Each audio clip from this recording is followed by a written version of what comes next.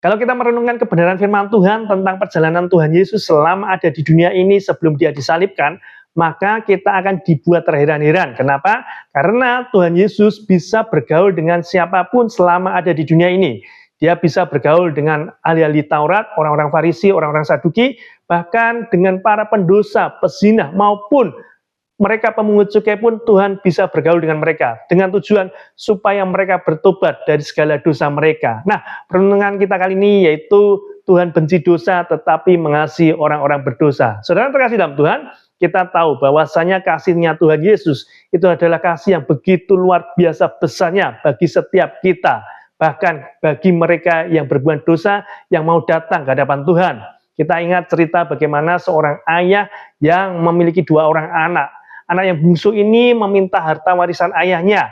Kemudian dia pergi negeri yang jauh untuk menghabiskan hartanya tersebut untuk berfoya-foya.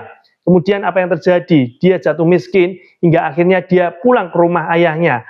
Apa yang terjadi? Ayahnya tidak mengusirnya. Justru ayahnya menerimanya kembali sebagai anak.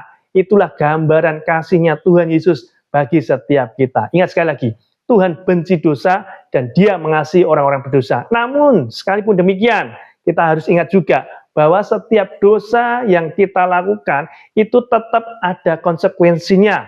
Roma 6 ayat yang ke-23, demikian firman Tuhan.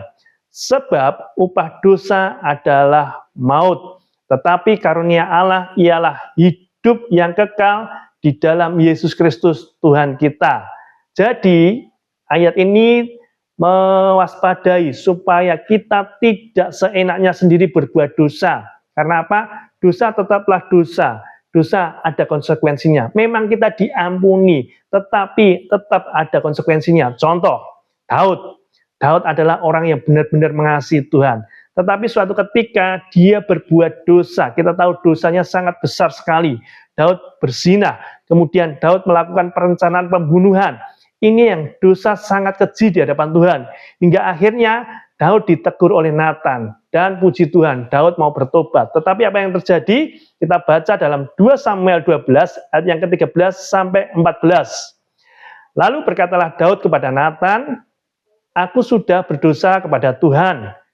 Dan Nathan berkata kepada Daud, Tuhan telah menjauhkan dosamu, Tuhan telah mengampunimu. Secara sederhananya Nathan berkata kepada Daud demikian, atas dosamu itu engkau tidak akan mati. Ya, sekali lagi Nathan berkata kepada Daud, engkau itu sudah diampuni dosanya, engkau tidak akan mati. Tetapi walaupun demikian, oleh karena engkau dengan perbuatan ini, engkau menistakan Tuhan. Pastilah anak yang lahir bagimu itu akan mati. Daud memang diampuni dosanya, tetapi tetap ada konsekuensi yang dialami oleh Daud. Konsekuensinya apa? Anak yang lahir dari perzinahan tersebut mati. Dan kita lihat di dalam 2 Samuel 12 ayat yang ke-18, demikian firman Tuhan. Pada hari yang ke-7 matilah anak itu.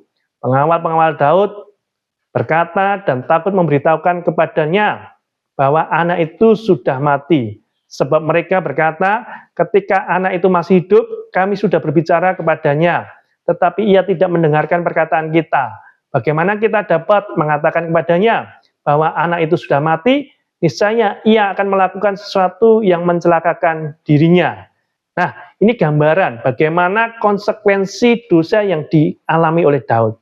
Jadi, sekali lagi, Tuhan memang benci dosa, mengasihi orang-orang berdosa, tetapi ada konsekuensi. Apalagi kalau kita sengaja berbuat dosa terus-menerus, ada konsekuensinya. Jadi ayat-ayat yang kita baca tadi untuk mengingatkan kita supaya kita tidak mudah untuk berbuat dosa, ya, apalagi menggunakan ayat dalam 1 Yohanes 1 ayat yang ke-9.